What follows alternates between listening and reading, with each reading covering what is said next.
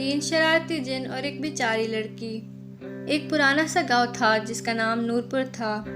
ये गांव पहाड़ों के दरमियान छुपा हुआ था और यहाँ के लोग सीधे साधे और दीनदार थे। लेकिन इस गांव के पास एक पुरानी और सुनसान हवेली थी जिसके बारे में मशहूर था कि वहाँ 3 शरारती जिन रहते हैं। किसी की हिम्मत ना थी कि वो इस हवेली के करीब भी जाए।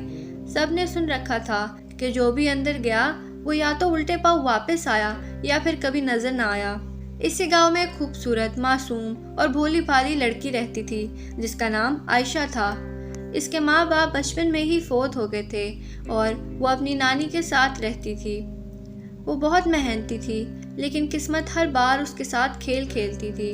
एक दिन उसकी नानी सख्त बीमार हुई और हकीम ने कहा कि वो सिर्फ काला अमृत पीने से ही बच सकती है। ये काला अमृत सिर्फ उस पुरानी हवेली में मौजूद एक पुराने संदूक में था। आयशा के पास कोई और रास्ता ना था। वो डरते डरते हवेली के अंदर चली गई।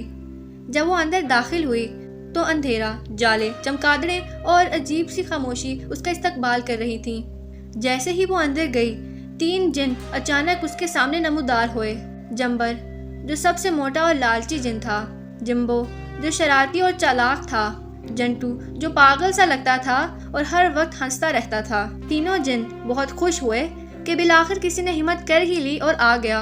लेकिन वो आयशा से खेल खेलने का इरादा रखते थे। पहली शर्त जिम्बर की तरफ से, अगर तुम मेरे 3 सवालों का जवाब दे दो तो तुम एक कदम आगे बढ़ सकती हो। आयशा ने हिम्मत करके सब सवालों के जवाब दिए और हैरत अंगेज तौर पर वो सही निकले। दूसरी शर्त जिम्बो की तरफ से, अगर तुम हमारे बनाए हुए जादुई आईने में खुद को देखकर ना डरो तो आगे बढ़ सकती हो। आईने में आयशा ने देखा कि वो एक बूढ़ी बदसूरत औरत में बदल गई है। वो डर गई लेकिन हिम्मत करके बोली, ये सिर्फ तुम्हारा जादू है, मैं वैसी नहीं हूँ। ये सुनते ही आईना टूट गया और वो अगली राह पर बढ़ गए।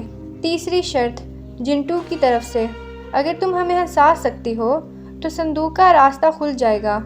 ये सबसे मुश्किल शर्त थी क्योंकि जिंटू खुद ही हर वक्त हंसता रहता था। लेकिन आयशा ने एक निहायत मज़ाहिया कहानी सुनाई जो उसकी नानी बचपन में उसे सुनाया करती थी।